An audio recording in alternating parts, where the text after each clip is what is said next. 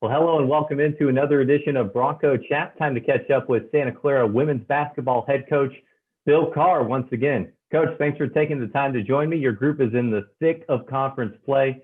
How's everything going for you and the Broncos right now? Well, things are going well. Coming off a great weekend, sweep of St. Mary's and UOP. And we've had quite an adventure. Last time we got together, we were coming off our victory at UC Riverside, and we got through the holidays and started conference play with a great win at San Diego. Made a trip up to Provo, and then headed home, if you will, to Santa Cruz and played Loyola, and then went out back on the road against St. Mary's and UOP and got some good wins. So sitting at 3-2 in conference. I think we're improving every day. I like the fact that we're going to practice and we're trying to get better. I think the team has done a really good job of committing to the defensive end, and they know how important that is. And they've done a tremendous job of sticking with this. We're not going to make excuses. Everybody's going through whatever it is they're going through. But like I said, we've been on this great adventure together, and it seems to have tightened them up, brought them closer together, and it's showing in our play. A good stretch for this team, 6-2 overall in your last 8 contests. I want to touch on those wins at St. Mary's and Pacific, looking at some of the offensive numbers. 77 points in both games, shooting right around 46%. What did you like from your offense in those road wins? Well, I think the biggest change, David, is we're getting out in transition better. And early on in the year, I wouldn't say we weren't getting out in transition, but I don't think we weren't executing in transition as well. We made some minor adjustments going into the weekend, watched a ton of tape, saw some things we could do, and the team executed it really well. So we were out in transition. I think we scored roughly 35 points against St. Mary's in transition and plus 20 against UOP. And in order to score 70 in the 70s, you got to get out in transition. Now with that, we were able to get some stops and some rebounds and put it all together and have the chance to go run. You're not going to run if you're taking the ball out of the net. So you got to get stops, and we did that. And I think that's the biggest thing that I saw different from maybe the first 9 games was our ability to execute the fast break. Well, another thing that can help jumpstart that offense, we know defense is always a staple of this program, but you've been playing quite a bit more full court press this year. Added that in when you're running it well. What does it do for your team? I think pressing keeps you aggressive, and we're not out denying lanes and trying to turn you over necessarily every time. We're being more of an irritant, and hopefully our opponents at times will do something crazy or lazy, and we'll take advantage of it. And it's really helped us get in transition at times, and it hasn't necessarily hurt us at the back end of the press where we're giving up layups or open shots. Now, have we been beat in the backside? Yeah, we've been beat, but it's going to happen. But it's not something that really concerns me.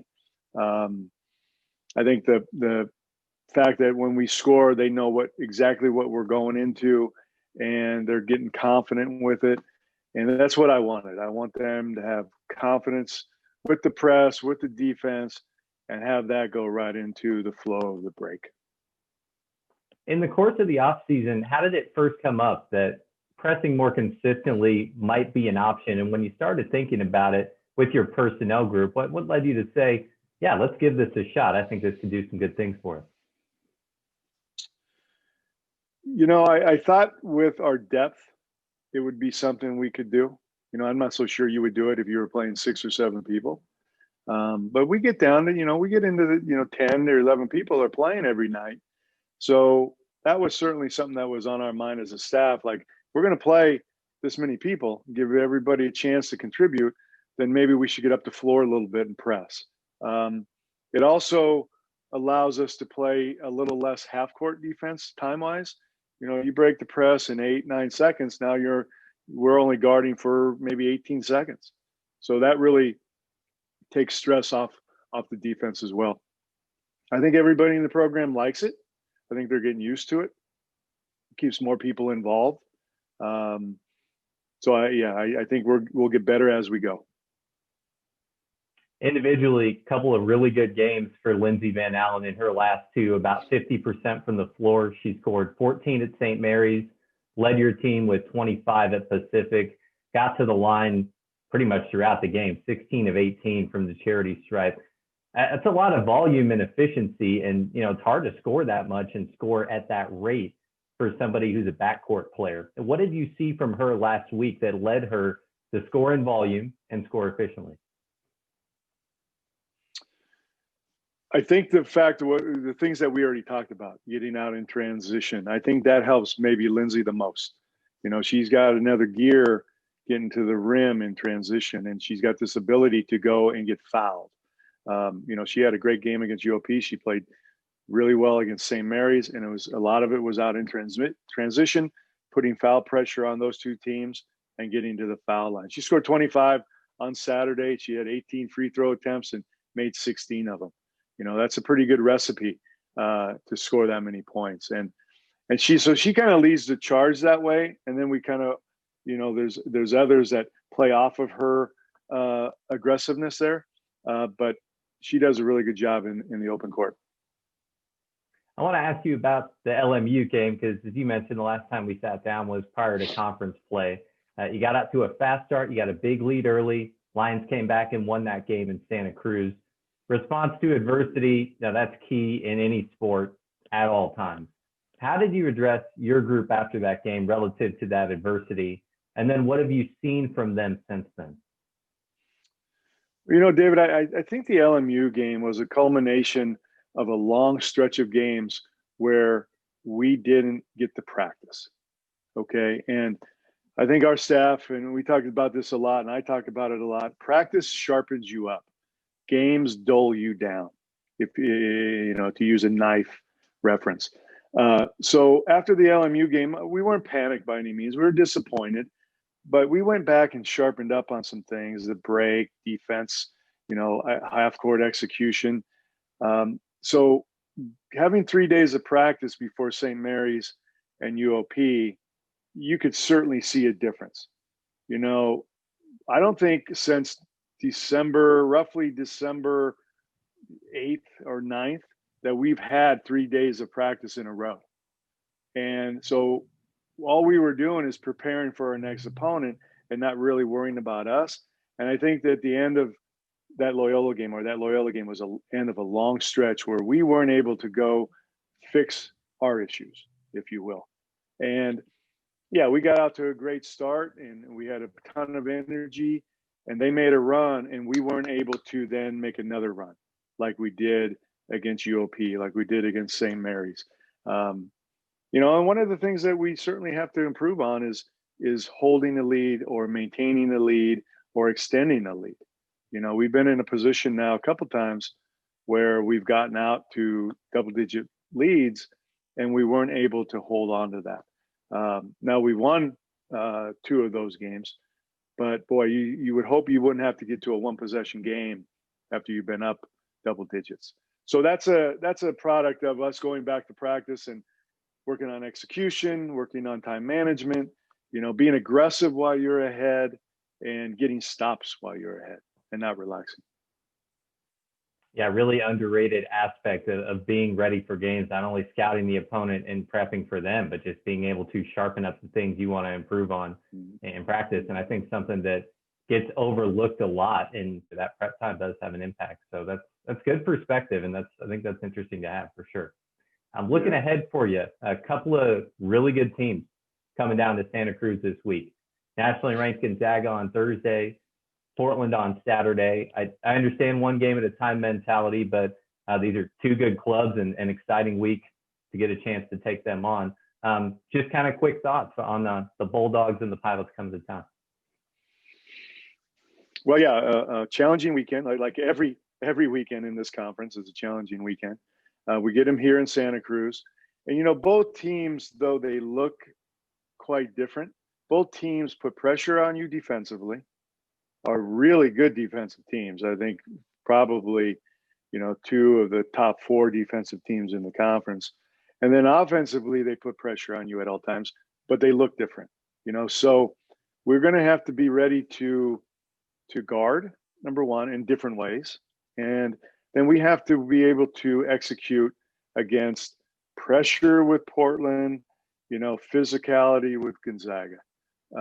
So we had a good day of practice today. We're in good spirits. I think we're in a good place. There was no letdown after, a couple wins. We go back tomorrow in practice and take care of our business and get better. I think we'll be ready for the weekend. But they both are really well coached. They got really good players. It seems to be redundant. You could say that about the rest of the 9 teams in this conference. You just happen to get 2 of the best defensive teams in the conference on the same weekend. So, yeah, quite a challenge, but we're looking forward to it. Coach, I want to end it on this. We talked a lot of X's and O's between our last 2 conversations. And the last time we spoke, you talked about having balance in your routine with the team. And this was during the really long road trip, just making some time to enjoy the lighter side of things and have some fun. Over the last couple of weeks, what have you been able to do with the group to keep things loose and have a good time?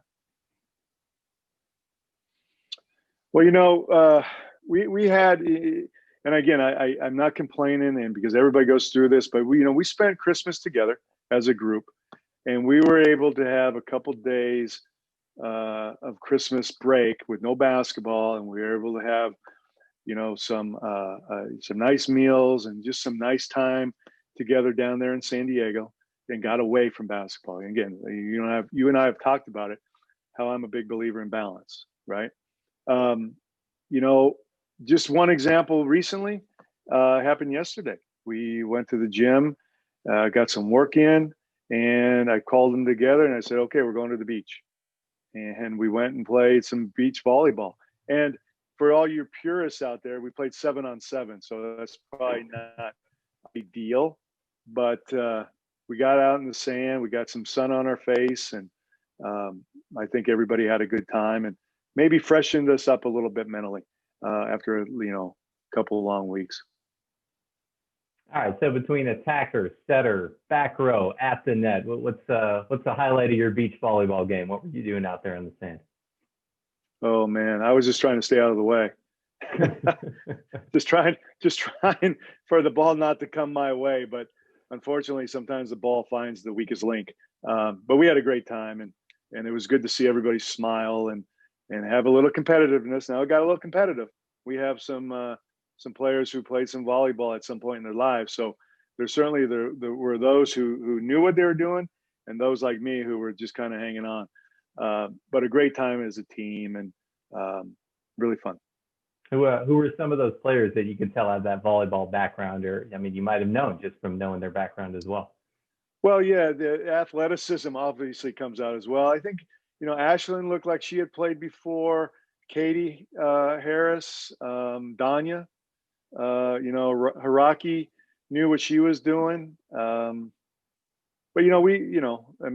athletes can cross over. So everybody out there made a play or two like you're like, oh, okay. But it was really fun. It was a good way to tell you what, it was a good workout for me. I didn't have to walk later in the evening, so got a nice little sweat in, and again, some sun on our face. Bill Carr, the head coach of Santa Clara women's basketball. Coach, as always, thanks for taking the time, and best of luck this week. Thanks, David. We look forward to doing this again soon.